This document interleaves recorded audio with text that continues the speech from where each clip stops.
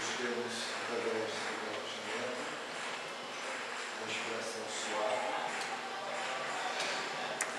buscar a energia superior que atua nesse ambiente, que é o ato de Maria de Nazaré, que nos envolve, que nos dá calma, tranquilidade, a paz que desfrutamos.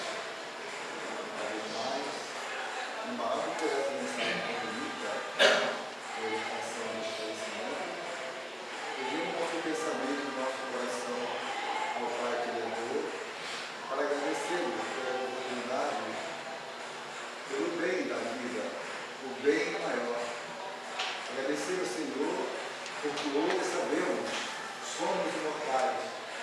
Utilizamos corpos tantos quanto for necessário para a nossa evolução, nosso crescimento moral e espiritual, para um dia brilharmos como o brilho das estrelas do céu. Agradecemos, Senhor, porque hoje nós desfrutamos dessas informações, dessa certeza. Nós entendemos, Pai Santo, que precisamos sim, através do labor, do trabalho sincero, da dedicação honesta, impulsionar esse progresso e esse trabalho precisa ser realizado em toda a esfera em que estivermos, tanto espiritual e material, cuidar da ecologia, da natureza e cuidar do ser humano que nos rodeia, cuidar do encarnado e dos encarnados que vivem em nosso redor, sempre projetando para o mundo em nosso redor adiante a certeza da grandeza de Deus e sua providência em todos os setores de nossa existência, do ar que respiramos, a dor que sentimos como missão fecunda e profunda para o nosso crescimento, para o descarte dos resgates do passado e para ascender a um futuro mais adiante, através da experiência adquirida pelo momento superado. Agradecemos, Senhor, porque hoje já procuramos abraçar esse entendimento e catear a quem nos ouça, a quem nos sinta. Confiar em Deus é caminhar com alegria, com serenidade, mesmo diante das provas mais difíceis, que são as oportunidades para o crescimento do espírito e do homem. E assim, Senhor, queremos jogar para nossos irmãos em expiações e provas, momentos de lapidação e crescimento, onde quer que eles estejam, em campo de batalha, na periferia das cidades, perambulando nas ruas, os hospitais do mundo inteiro, no nosso país, no nosso estado, na nossa terra. Alumia, Senhor, a mão dos médicos, profissionais, competentes, esforçados, misericordiosos, que cuidam de resgatar e devolver o irmão ao seu lar, a sua esposa, ao seu filho, a sua casa. Falecer, Senhor, abençoar a todos que trabalham nesses nosocones, assim como os abrigos de velhice dos orfanatos. Alumia, Senhor, fortalece a esperança e a fé das equipes espirituais que dão suporte em todos os setores semelhantes na vida da sociedade, para que o seu nome, Pai Santo, seja sempre pronunciado, reverenciado e reconhecido. Jesus, amado Jesus, que sou o médico dos médicos, o grande Senhor desta terra, Rei, amigo e irmão. Envolvei com a tua misericórdia, Senhor, a mão gloriosa, o campo, a caridade, a medicina, o labor, produz o progresso, impulsiona e produz a paz.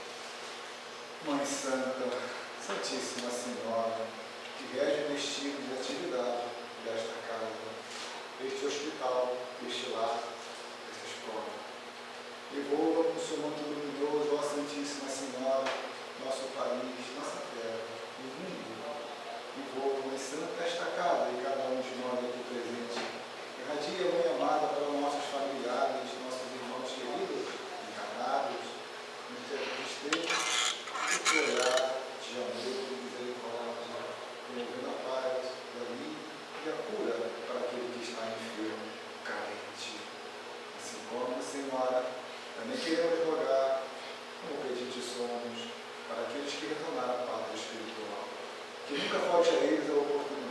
estudo e apreço do trabalho, da compreensão, de que o momento é fugaz e que logo logo estaremos todos reunidos para traçar novas metas de estudo, trabalho e progresso. Nascer, mover, nascer, prosseguir sempre, perceber. Cobramos ainda suporte e amparo, a sabedoria espiritual do nosso irmão Luiz Fernando, a fim de que possamos beber de suas palavras, o pão que nos alimente a alma, a água que nos mata a sede e saúde. E assim, em vosso nome santíssimo, do anjo Ismael e Jesus, o Mestre, Deus e Guia, em nome de Deus, pedimos permissão para iniciar nossa atividade na noite de hoje. E que a luz e a paz continuem em todos os meus irmãos, agora e sempre. Não deixe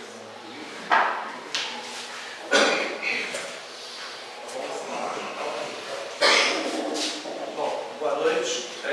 Um esclarecimento, né? Hoje é a segunda sexta-feira. Como eu venho na terceira sexta-feira, mas este mês coincidiu com o terceiro sábado, será amanhã, e hoje é a segunda sexta-feira. E como eu faço trabalho da Ilha Grande, e semana que vem eu vou estar impedido, eu aproveitei e falei com o Juarez, liguei para o Luciano, que eu tenho que falar com a Cícia para avisar, para a gente irmos mudar, né?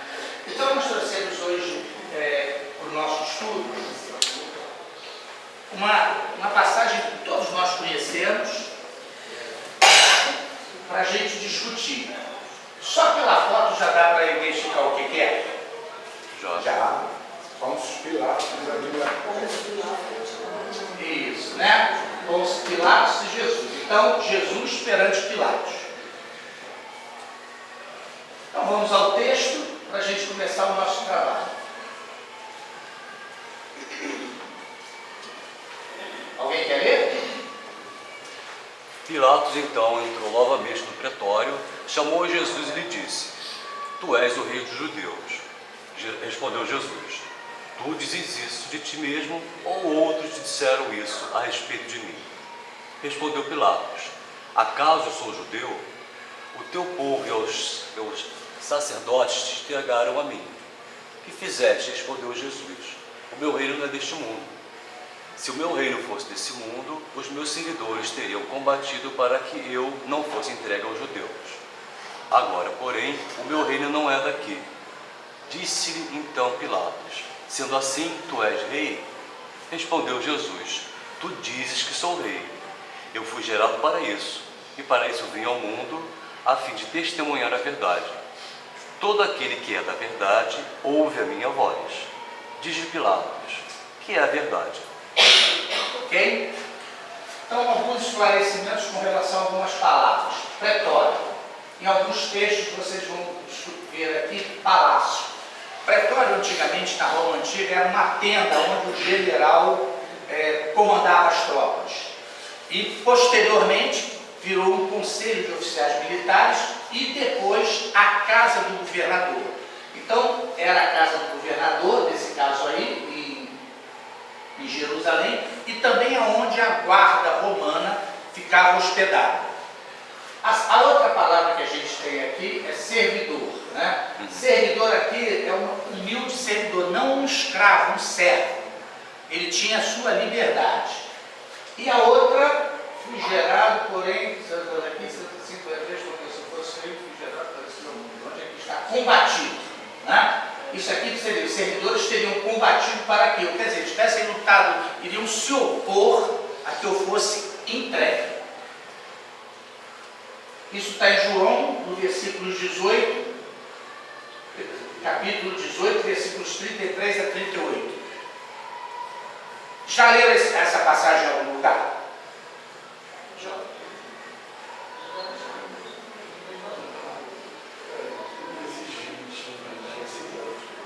Evangelho segundo o Espiritismo, capítulo 2. O nosso trabalho basicamente é pegar o Evangelho e calçar com a base kardeciana. Então nós vamos usar o Evangelho e vamos usar o Livro dos Espíritos para ver que naquele momento Jesus já falava que o Espiritismo veio nos trazer há 1800 anos depois. Então hoje nós entendemos por que Cristo falou assim, olha, vou pedir o Pai para enviar o Consolador para o nosso amadurecimento. Nós ainda não estávamos em condições de entendimento. Então com a doutrina espírita, nós conseguimos clarear muitas coisas aí. Os evangelistas, tanto Marcos, como Lucas, como Mateus, falam nessa passagem, mas João traz uma série de detalhes. Porque João é um evangelho eminentemente espiritual, então ele traz uma série de detalhes que nós vamos tentar buscar aqui. Uma outra figura que chama a atenção da gente é Pilatos, né? Pilatos ficou 10 anos em Jerusalém. Ele chegou no ano de 26 e foi embora no ano de 36. Os historiadores, os pesquisadores, eles falam que Pilatos era um homem viril, rude, intransigente. Quando ele chegou em Jerusalém, ele chegou com os estandartes do Tibério, que era o imperador da época, fazendo uma afronta ao povo dominado. E teve uma vez que ele chegou no templo e mandou colocar a figura de Tibério. Então, para o judeu, isso era uma coisa inconcebível. Então, a figura de Pilatos, para a história, ela diferencia um pouquinho da figura de Pilatos dos evangelhos. Pilatos não era adepto de julgamento. Batia lá e já mandava eliminar. Ele não queria nem saber. Tanto que teve uma vez, no ano de 36, Pilatos soube de um levantamento na Samaria e ele mandou os soldados dele para lá e matou todo mundo. Em função disso, ele foi chamado a Roma e nunca mais voltou. Então, para ver como esse homem era. Teve uma outra ocasião que os engenheiros do Império falaram assim, olha, nós temos que melhorar o aqueduto aqui. Ele não pensou duas vezes. Foi lá no templo, pegou o dinheiro para fazer a obra. E aí houve uma grita muito grande dos judeus. Ele mandou as tropas e enquanto não acabou com aquele tumulto, matando, ele não sossegou. Aí quando nós olhamos os evangelhos, né, como ele diz aqui, vê que ele era um homem meio em dúvida, perturbado. Ele, inclusive, pelo texto, ele faz tudo para libertar Jesus. Ele pergunta, ele intriga, ele manda para Herodes. Ele era a autoridade máxima, mas ele não estava querendo se envolver com isso. E no final, quando ele faz o julgamento, ele diz que vai lavar as mãos, porque ele não queria saber ser o responsável pelo sangue, como ele falou, daquele justo. Então nós temos Pilatos históricos e Pilatos do Evangelho. Por que os historiadores falam uma coisa e por que o Evangelho nos leva a raciocinar assim? Por que aquele homem, na frente de Jesus, ele teve uma mudança? Ele mesmo falava, eu não vejo nada nesse camponês, mas por implicações políticas e comprometedoras com o sacerdócio, com o templo, ele ficou com medo e teve que condená-lo à morte, porque a morte foi só um romano que podia mandar matar, né? Então, esse esclarecimento de Pilatos foi interessante. Agora a gente tem que fazer umas reflexões. Quando a gente lê algum texto evangélico para explicar com base na doutrina espírita, nós temos que levar isso aqui em consideração, que o evangelho é lição de vida. Tudo que ocorre ali tem uma explicação. Nada é milagre, nada é sobrenatural. Tem uma explicação.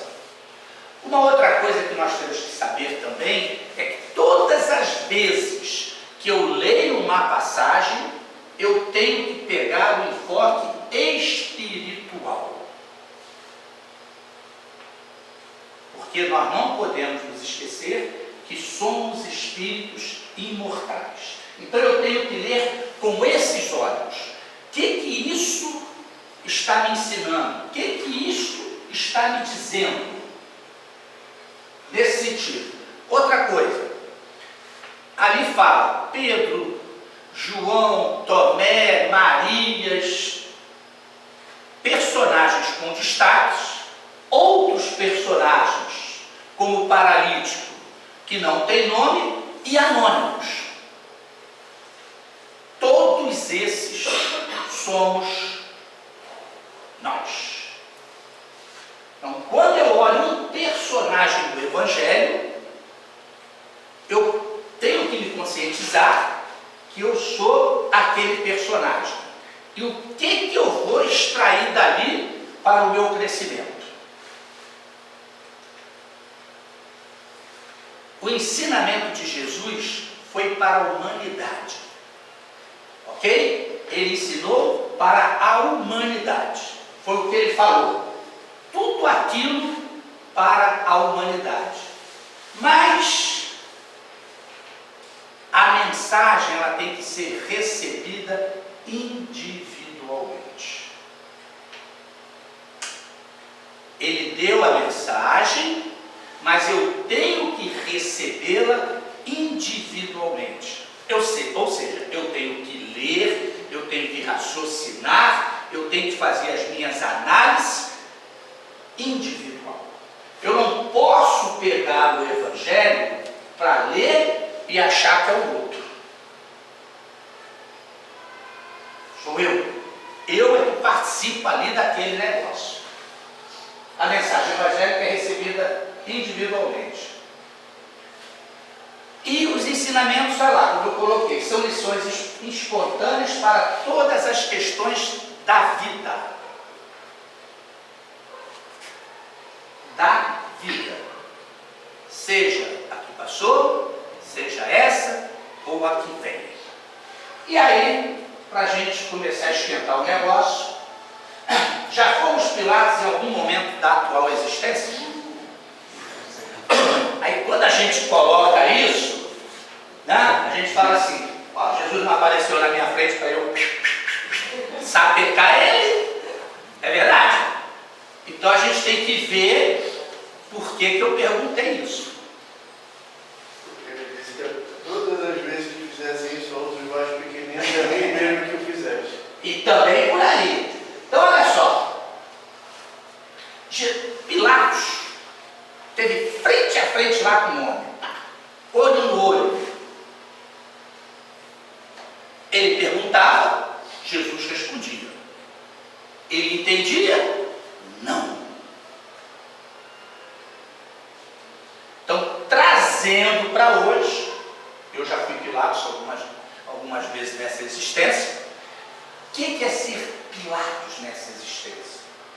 É quando eu me tiro, né, a oportunidade de esclarecimento espiritual.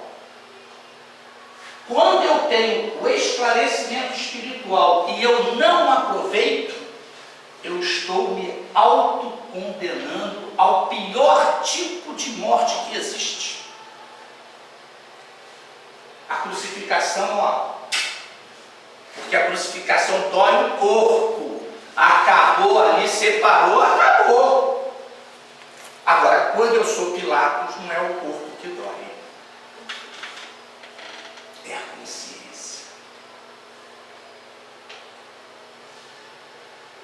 Por que é o pior tipo de morte? Porque eu estou crucificado à ignorância. Então eu tenho um ensinamento, eu tenho a oportunidade de estar perante Cristo e não aproveito, eu estou me condenando à crucificação pela ignorância. Oi? Está se reprovando. Estou se reprovando, tá? Então quando eu coloquei fomos Pilatos, eu não fiz a pergunta para vocês não, eu fiz para mim. Opa, peraí, eu já fui. Então eu tinha que trazer isso, compartilhar com vocês, tá ok? Então vamos lá. Jesus não é símbolo legendário, é um mestre vivo. Isso Emmanuel nos fala. Meu reino não é deste mundo. Aqui Jesus se refere com esta expressão. Meu reino não é deste mundo. O que ele está falando para a gente? Ó, não é aqui. É no plano espiritual, Plano provavelmente. espiritual. Legal. O que mais? O mundo de ignorância que é, né? O mundo de ignorância que é. Isso. O que mais? Eu acho que ele quis dizer que não era o mesmo tipo de rei que dominava na Terra. Era um outro reino. Sim, era um outro cenário. Quer dizer que eles estão aqui de passagem. Já está aqui de passagem, tá? Olha aqui que coisa interessante. A vida futura. Quando ele está falando para nós assim, ó, meu reino não é deste mundo, ele está apontando para a gente a vida futura. Ok? Ele está falando, se ele está aqui e ele diz que o reino dele é lá, é porque ele está dizendo para a gente que o negócio continua. Porque ali ele não nega esse rei. Meu reino, ele não é rei. Ele usou a expressão meu reino porque todo mundo conhecia a figura do rei, a autoridade do rei, ou seja, o rei era o poder absoluto, ou quase absoluto. O rei podia fazer o que bem entendesse. Então ele já está falando assim, olha, lá no outro é o meu reino, mas não é daqui. Então ele está mostrando para nós uma gradação, uma diferença entre os mundos. Fernando, quando o sistema solar foi criado, Oi? quando o sistema solar foi criado, Cristo também já iniciou o processo. Sim. Isso entre 13 e 17 bilhões de anos. Aguardou os 4 bilhões e meio para que duas moléculas se encontrassem e fosse gerada a Terra. E já iniciou a formação do planeta também. Então, por essa linha de raciocínio, o reino do Cristo não é só e meramente a vida, me perdoe, o futuro que é, como você colocou, muito bem colocado, mas também os planetas do nosso sistema solar. Sim. No viés de raciocínio, tem uma certa coerência, porque se ele criou todo o sistema solar, cada orbe, cada estrela, cada planeta é a criação dele. Sim. Então, seria um dos lares dele. Eu considero Ali ele esse já reino está. Oi? Um reino espiritual, mas um reino moral. Moral. Basicamente é isso. Basicamente é isso. Meu reino não é desse mundo, porque não é desse mundo de vaidade, de orgulho, De violência, Meu reino de é um atraso. reino Né? diferente. Nós não podemos esquecer que naquele momento ainda era o olho por olho. Apesar da proibição de Moisés, eu quero dominar, eu não gosto de você, eu te mato. Então o reino dele não era este reino, era um reino de fraternidade, aonde todos nós vamos chegaremos, tá? Então ele estava falando da vida futura. E a vida futura é a base de todo o ensinamento do Cristo. E ele faz um alerta para nós, que deve ser a nossa preocupação, a nossa meta a ser atingida. Eu tenho que me preocupar com ela. Eu não posso deixar de ter sempre isso em mente. Olha, continua. Vigiai. As vidas são sucessivas. Mas isso a gente tem que parar e raciocinar. E fazer uma série de indagações até eu incorporar isso. É o que nós hoje estamos fazendo aqui. Esses preceitos morais eram a base do ensino de Jesus. Sem a vida futura, sem esse preceito moral, aquilo que Cristo falou não teria explicações. Principalmente o Sermão do Monte, aonde ele faz a evolução espiritual.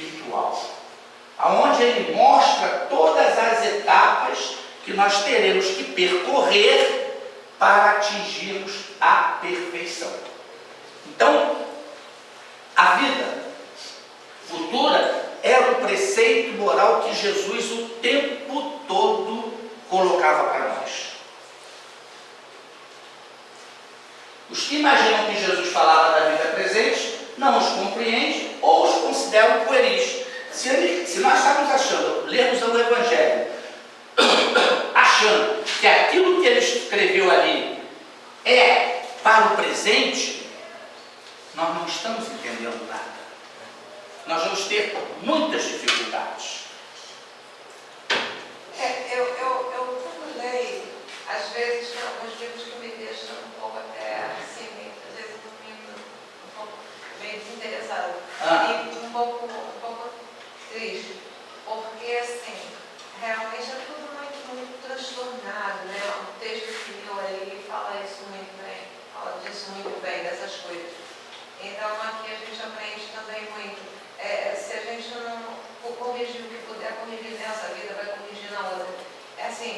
Então eu já li vários livros que falam muito, como assim, o que a gente faz aqui agora não vale também para esta vida, para que melhore esta vida. Às vezes coloca muito somente o foco da vida futura. Não que eu não me interesse pela minha vida futura, no mundo espiritual, se é por esse sentido a vida. Mas a minha vida futura de hoje eu melhor e amanhã eu tenho um dia melhor. Mas, por exemplo, a hora que eu estiver saindo daqui já é minha vida futura. Não é nesse sentido. Ok? A minha vida futura é nessa existência. Eu não vou esperar morrer para ter um novo corpinho bonito como esse. Não. É aqui e ali. A gente vai discutir isso aqui agora e a vida futura é ali. É assim que a gente tem que ler. Não vou esperar ficar velho, depois eu me dedico às coisas do Espírito. Não. Mas você tem vários É assim, a vida futura nós temos que entender isso. E não a outra coisa eu chegar do lado de lá. Nós não podemos esquecer que aqui é lugar de aprendizado e aperfeiçoamento. Ok? É uma mudança concreta. Perfeito. Então, olha só, que coisa interessante. A vida futura é considerada um dogma. Ok? O que é dogma?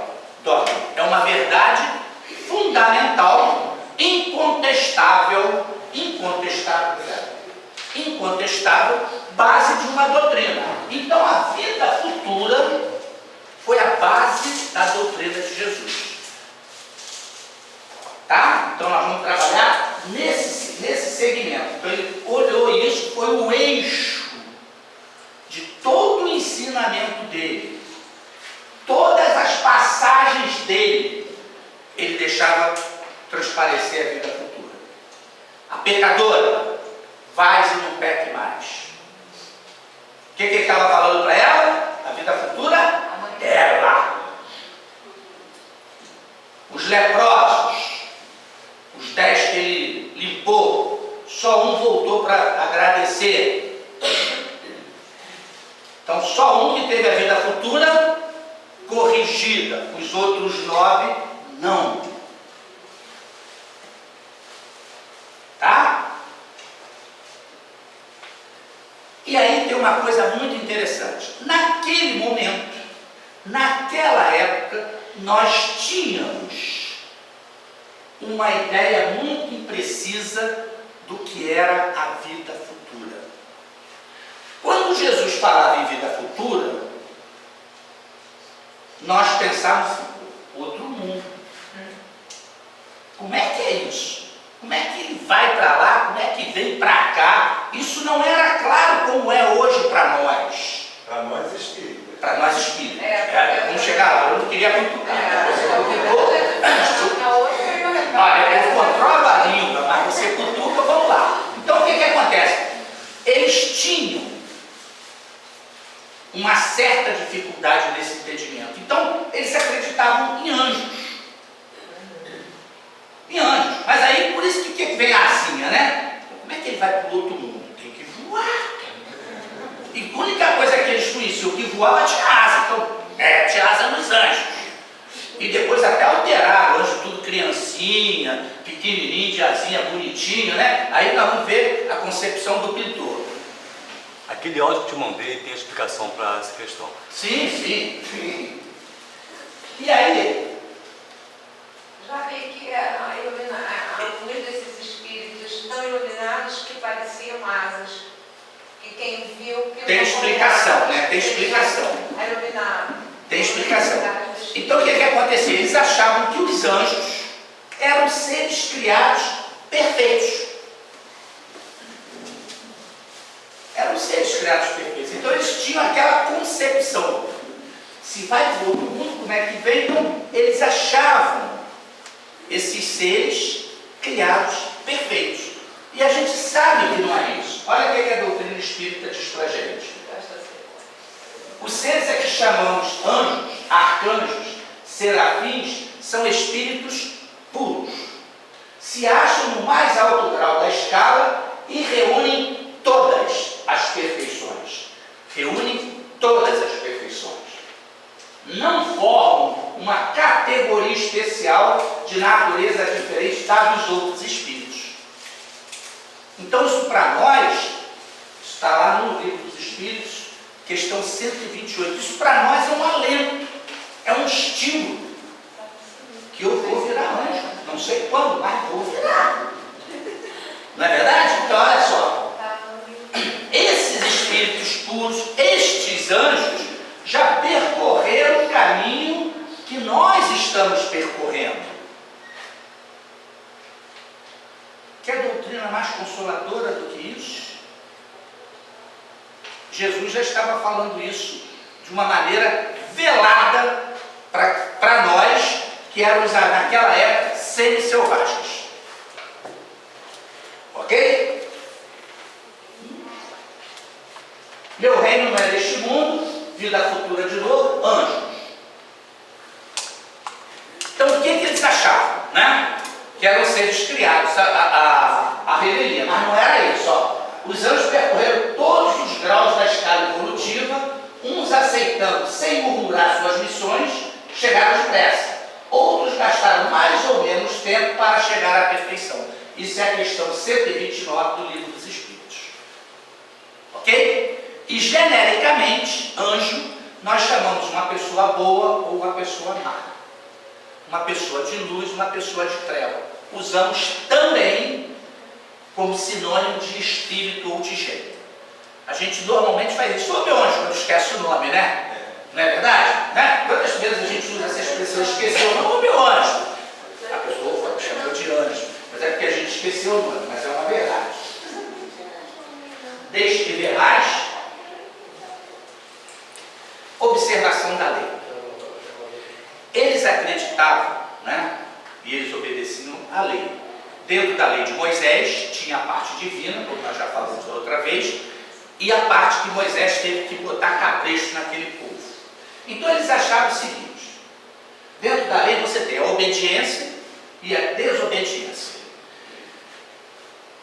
Quando eles eram obedientes, Deus ajudava eles a dominar os inimigos, não tinha problemas de doenças. Então eles achavam que aquilo, Deus estava agradando porque eles estavam certinhos. Quando tinha algum problema, eles eram escravizados, eram dominados, terremotos, uma calamidade, doenças, eles achavam que estavam contrariando Deus. E aí, em função da desobediência, eles pagavam com aquilo. Então eles faziam vamos dizer assim, uma troca com Deus. Daí os holocaustos, que tinha que ter ainda a parte, vamos dizer assim, dos sentidos. Quando a gente lê hoje nas Escrituras e vê aquelas mortes para o altar, é porque aquilo era ainda a parte sensível que nós poderíamos entender a divindade. Sabíamos que tinha uma parte material e uma parte espiritual. Então nós gostávamos mais daquela parte. Aí Jesus veio com um conceito novo. Outros mundos. Mas Jesus não podia falar isso abertamente. Primeiro, nós não estamos em condições de entender. Segundo, quando tem muita luz, a gente fica deslumbrado. Não consegue ver. Se a gente não vê, a gente não raciocina. Então Jesus se limitou a colocar a vida futura como um princípio de sua doutrina, como uma lei da natureza, e que todos tinham que seguir. Foi o jeito mais didático, o jeito mais fácil para podermos entender.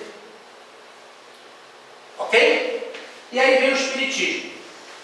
O que é que o Espiritismo faz com relação a isso? Mostra para nós que a vida futura é uma realidade.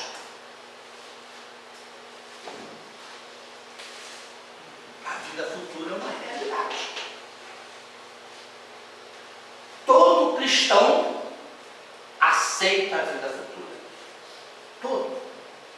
Duvida, mas aceita. Duvida. Aceita duvidando.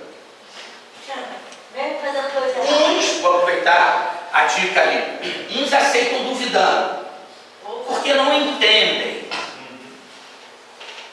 Outros acham que é uma forma de crença. Quando eu morrer eu vou para o céu. Vai. Não sei qual é o céu. Vai. Né? Então, cada um tem um entendimento. Inclusive os espíritas.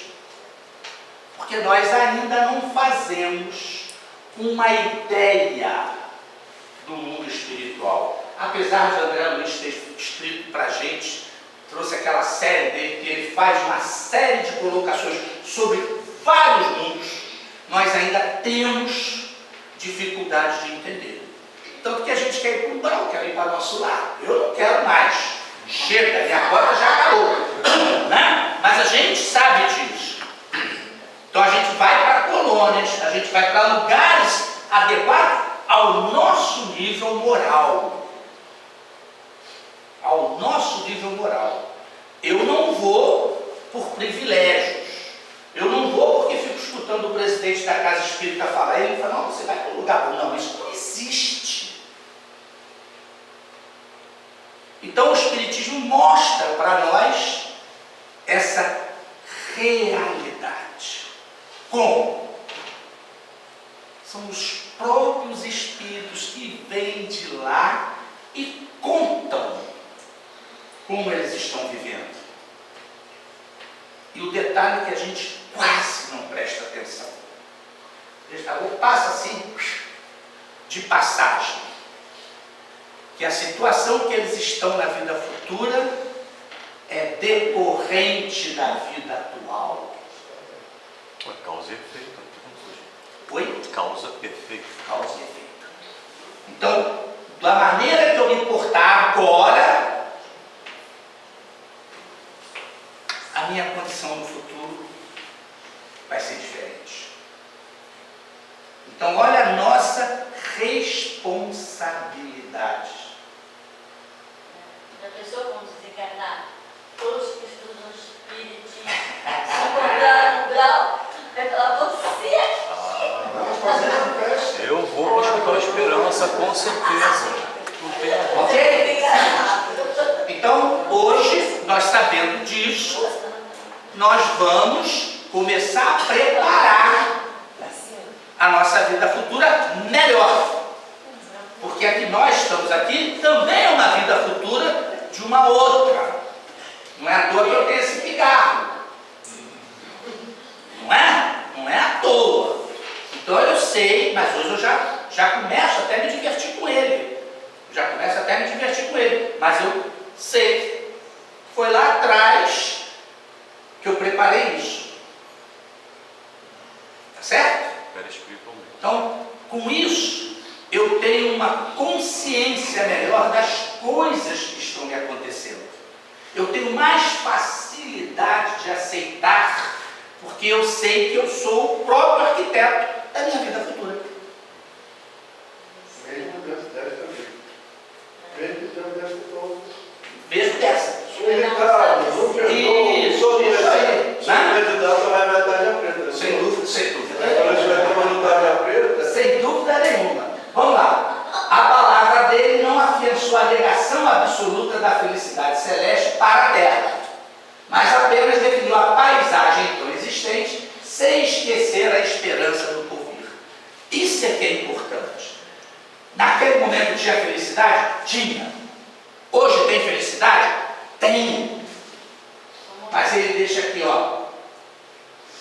É a paisagem que nós criamos. Se hoje a Terra está passando por essa agitação toda moral, que nós não tivemos alguma coisa a ver para estar hoje aqui se indignando. Ok? Israel, isso também é Emmanuel que coloca isso para nós. Meu reino não é deste mundo, vida futura de novo, nós estamos trabalhando. Ideias precisas. Então eles não tinham uma ideia precisa, naquela época nós não tínhamos, mas hoje nós já temos uma ideia precisa. Aos espíritos. O espírito, Os espíritos. o católico, o protestante, né? O católico tem católico que morre e fala assim, eu quero agora a minha entrevista com Deus. Ele vai esperar a entrevista dele, certo? Tem protestante que morre e vai ficar dormindo para o juízo final. Ele vai esperar o juízo final dele. E tem espírita que acha que vai chegar lá no mundo celeste. Ele vai ficar esperando o mundo celeste dele. Seja desfeito conforme credes.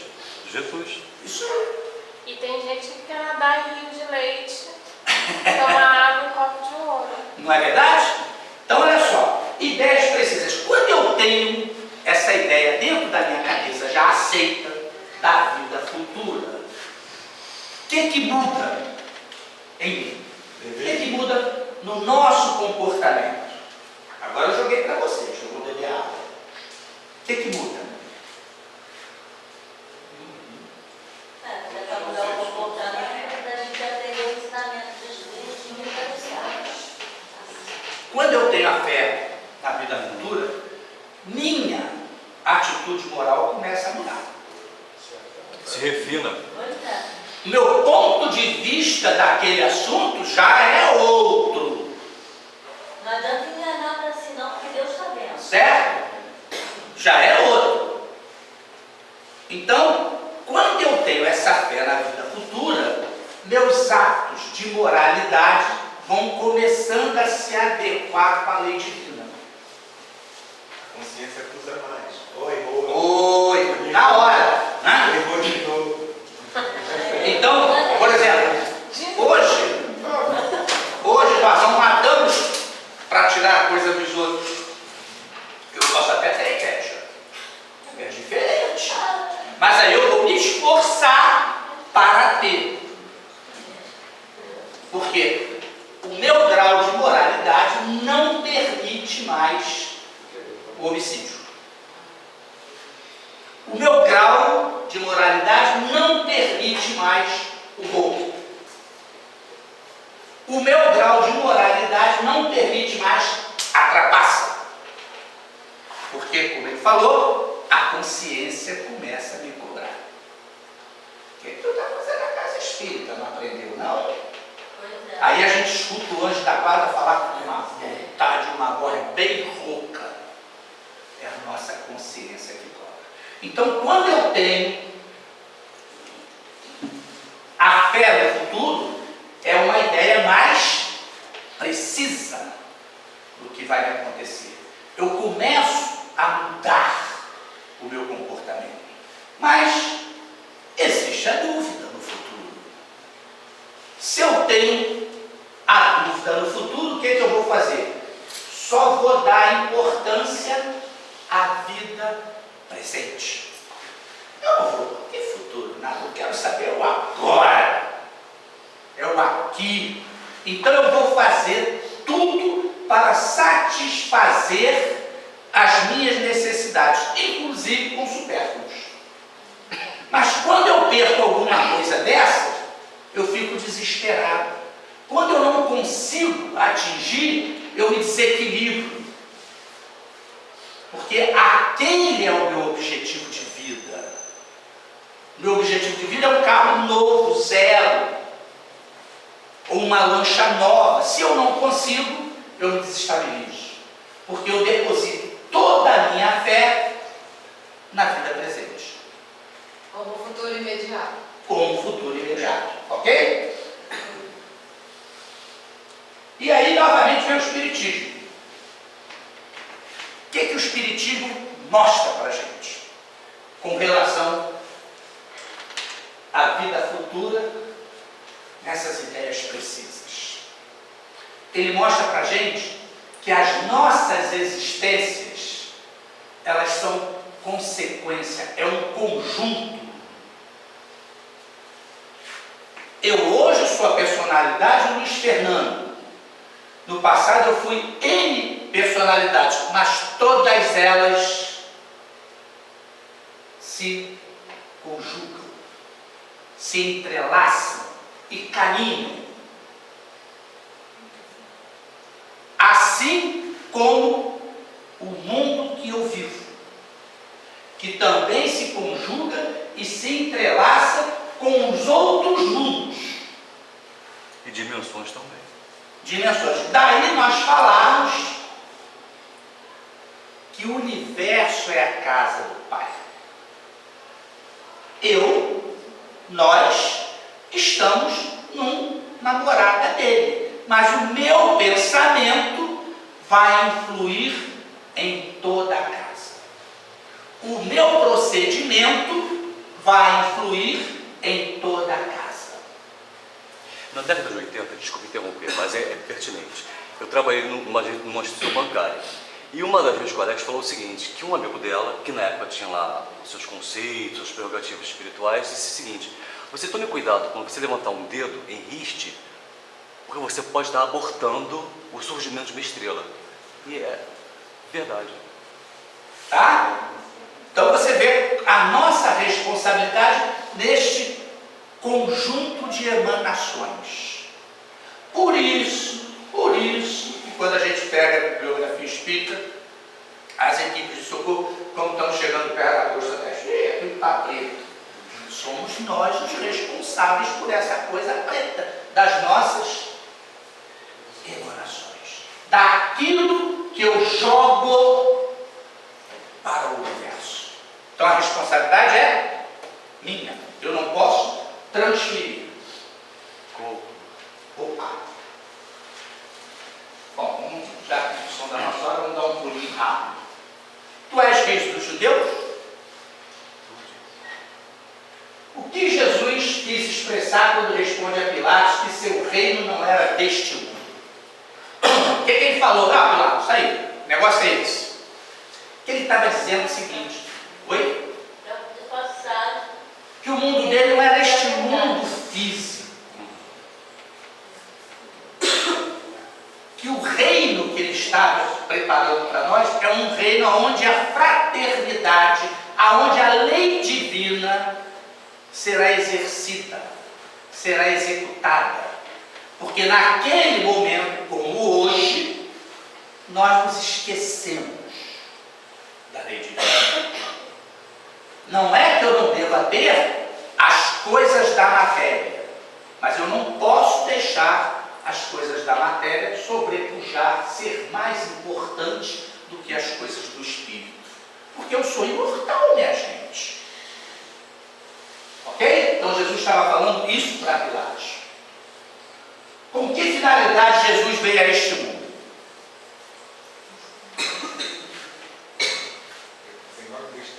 Quer dizer, ele veio e pisou, tá? Ele está aí. Vem morrer por não. É fácil, né?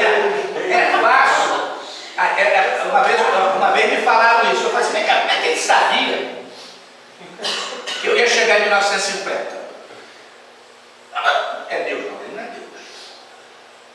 Aí eu ainda fiquei brincando assim, pô, interessante, né? Deus ficou lá atrás de papai e mamãe na hora certa para me jogar. uma coisa que não bate com a razão. Né? Então é muito mais fácil jogar para lá, veio nos salvar. Quando ele veio aqui, o que fica dele? Ele veio para nos trazer a lei divina de uma outra forma. Quando ele pegou aquele negócio todo, fez assim, amar a Deus sobre todas as coisas, o próximo como a ti mesmo, ele estava dando uma receita de bolo simples. Simples. Aí está a lei e os profetas. Ou seja, aquele monte de coisa que tinha, ele juntou e falou assim, ó, está aqui. Oi? Viveu exemplificando, né? Viveu exemplificando. Sim. Porque graças a ele, depois surgiram os Francisco de Assis, os Santo Antônio de Pádua, os Chico Xavier. Começa aí. Todos eles estão lá. Vamos lá. Aquele que pertence à verdade, escuta a minha voz. Não tem aí não, mas eu vou perguntar para vocês. O que é a verdade? O que é a verdade? O texto termina assim. Cada um tem a sua verdade. Isso. Cada um tem a sua. Tá. Tem uma verdade única. É verdade única. Você tem que acreditar nessa luz. Isso. Né? Minha opinião. Então, como você falou, a verdade, quando a gente fala espiritualmente, ela está ligada ao seu progresso. Perfeito, você falou. Ok? Então, quando Pilatos pergunta para ele o que é a verdade, ele não respondeu. Não ia dar jeito, minha gente. Tinha cara de pau. Ele não respondeu, não é que ele fosse mal educado, não. Ele falou assim, não tem a menor condições. Não tem a menor condições de entender. Porque o orgulho, a soberba romana era muito grande. Romano e o resto. Ali um camponês, todo estrupiado, conversando com ele, porque já tinha levado um couro dentro do sinédrio, já chegou lá todo. Ele começa a conversar, mas quando eu vou explicar, não tem como. Mas ele sabia que ele ia aprender. Ele sabia. Porque aquele que pertence à verdade são as leis divinas. Então aí dentro está embutido uma série de coisas. A imortalidade, a reencarnação, a pluralidade dos mundos, a comunicabilidade, a pré-existência da alma. Isso tudo está dentro da verdade.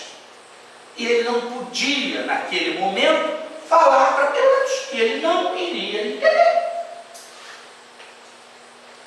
Ok? Nosso horário chegou. Alguma colocação, alguma pergunta? Assistam o filme O Céu é de Verdade. Estou ganhando muito dinheiro fazendo propaganda. Mas assistam, discute esse tema em outros termos, a morte, a vida futura, Sim. a vida espiritual. Já assistiu? Porque quando a